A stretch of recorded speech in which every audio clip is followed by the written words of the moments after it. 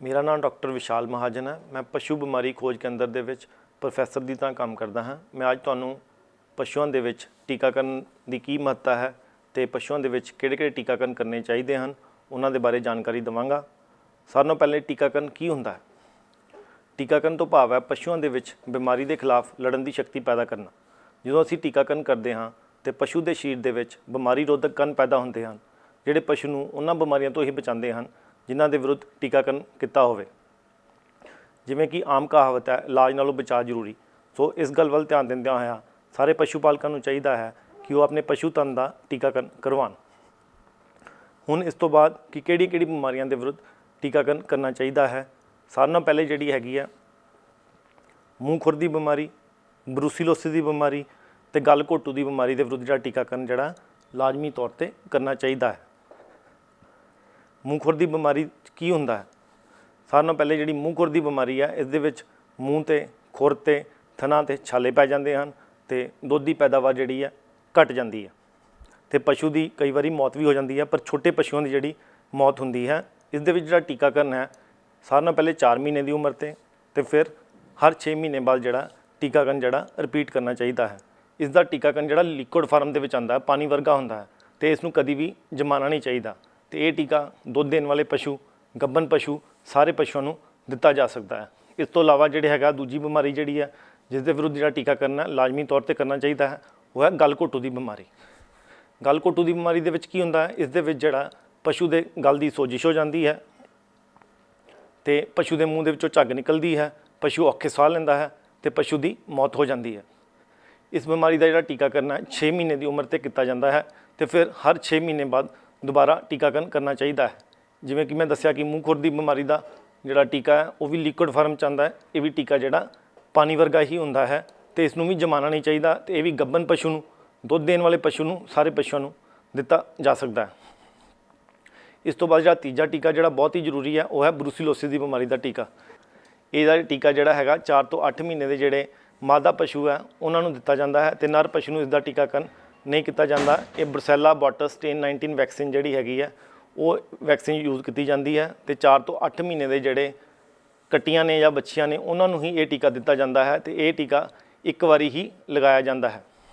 ਇਸ ਤੋਂ ਇਲਾਵਾ ਇਲਾਕੇ ਵਿੱਚ ਬਿਮਾਰੀ ਦੀ ਪੱਧਰ ਨੂੰ ਦੇਖਦਿਆਂ ਹੋਇਆਂ ਪੱਟ ਸੋਜ ਦੀ ਬਿਮਾਰੀ ਦੇ ਵਿਰੁੱਧ ਵੀ ਟੀਕਾਕਰਨ ਕੀਤਾ ਜਾ ਸਕਦਾ ਹੈ। ਇਸ ਤੋਂ ਇਲਾਵਾ ਜਿਹੜਾ ਹੈਗਾ ਹਲਕਾ ਦੀ ਬਿਮਾਰੀ ਦੇ ਵਿਰੁੱਧ ਜਾਂ ਥਲੇਰੀਆ ਦੀ ਬਿਮਾਰੀ ਜਾਂ ਕਨੇਡੂ ਬਿਮਾਰੀ ਦੇ ਵਿਰੁੱਧ ਵੀ ਟੀਕਾਕਰਨ ਕੀਤਾ ਜਾ ਸਕਦਾ ਹੈ।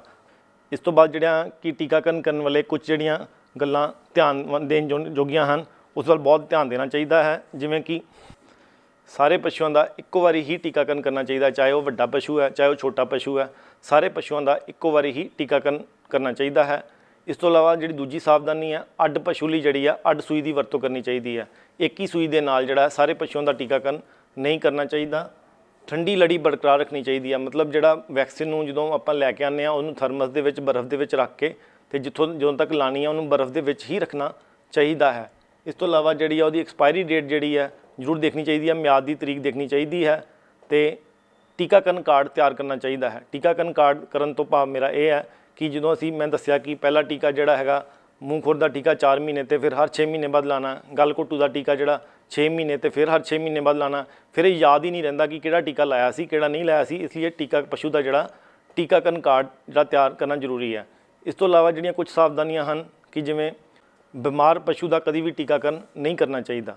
ਹਮੇਸ਼ਾ ਜਿਹੜਾ ਤੰਦਰੁਸਤ ਪਸ਼ੂ ਦਾ ਹੀ ਟੀਕਾਕਰਨ ਕਰਨਾ ਚਾਹੀਦਾ ਹੈ ਤੇ ਜਿਹੜਾ ਦੋ ਟੀਕਿਆਂ ਦੇ ਵਿਚਕਾਰ ਜਿਹੜਾ ਅੰਤਰਾਲ ਹੈ ਉਹ 14 ਤੋਂ 21 ਦਿਨ ਦਾ ਰੱਖਣਾ ਚਾਹੀਦਾ ਹੈ। ਇਹ ਬਹੁਤ ਹੀ ਜ਼ਰੂਰੀ ਹੈ। ਹੁਣ ਅੱਜ ਕੱਲ੍ਹ ਜਿਹੜਾ 2 ਬਿਮਾਰੀਆਂ ਦੇ ਇਕੱਠੇ ਟੀਕੇ ਵੀ ਉਪਲਬਧ ਹਨ, ਜਿਵੇਂ ਮੂੰਹ ਖੁਰ ਤੇ ਗਲ ਘੋਟੂ ਦੀ ਬਿਮਾਰੀ ਦੇ ਵਿਰੁੱਧ ਵੀ ਇਕੱਠਾ ਟੀਕਾ ਉਪਲਬਧ ਹੈ ਜਾਂ ਫਿਰ ਮੂੰਹ ਖੁਰ, ਗਲ ਘੋਟੂ ਤੇ ਪੱਟ ਸੋਜ ਦੀ ਬਿਮਾਰੀ ਦੇ ਵਿੱਚ ਜਿਹੜਾ ਇਕੱਠਾ ਟੀਕਾ ਵੀ ਉਪਲਬਧ ਹੈ। ਗਾਵਾਂ ਮੱਝਾਂ ਦੀਆਂ ਬਿਮਾਰੀਆਂ ਜਿਵੇਂ ਹੋ ਗਈਆਂ ਇਹਨਾਂ ਦੇ ਵਿਰੁੱਧ ਜਿਵੇਂ ਮੈਂ ਗਾਵਾਂ ਮੱਝਾਂ ਦੇ ਵਿੱਚ ਜਿਹੜੇ ਮੈਂ ਟੀਕਾਕਰਨ ਦੱਸ ਚੁੱਕਿਆ ਹਾਂ ਕਿ ਮਤਲਬ ਮੂੰਹ ਖੁਰ, ਗਲ ਘੋਟੂ ਤੇ ਬਰੂਸੀਲੋਸਿਸ ਦੇ ਵਿਰੁੱਧ ਜਿਹੜਾ ਲਾਜ਼ਮੀ ਟੀਕਾਕਰਨ ਕਰਨਾ ਚਾਹੀਦਾ ਹੈ। ਇਸ ਤੋਂ ਇਲਾਵਾ ਇਲਾਕੇ ਵਿੱਚ ਬਿਮਾਰੀ ਦੇ ਪੱਧਰ ਨੂੰ ਦੇਖਦਿਆਂ ਹੋਇਆਂ ਜਿਹੜਾ ਹੈਗਾ ਪੱਟ ਸੋਜ ਦੀ ਬਿਮਾਰੀ ਹੋ ਗਈ, ਹਲਕਾ ਦੀ ਬਿਮਾਰੀ ਹੋ ਗਈ ਜਾਂ ਥਲੇਰੀਆ ਜਾਂ ਕਨੇਡੂ ਰੋਗ ਹੋ ਗਿਆ, ਇਸ ਦੇ ਵਿਰੁੱਧ ਵੀ ਟੀਕਾਕਰਨ ਕੀਤਾ ਜਾ ਸਕਦਾ ਹੈ।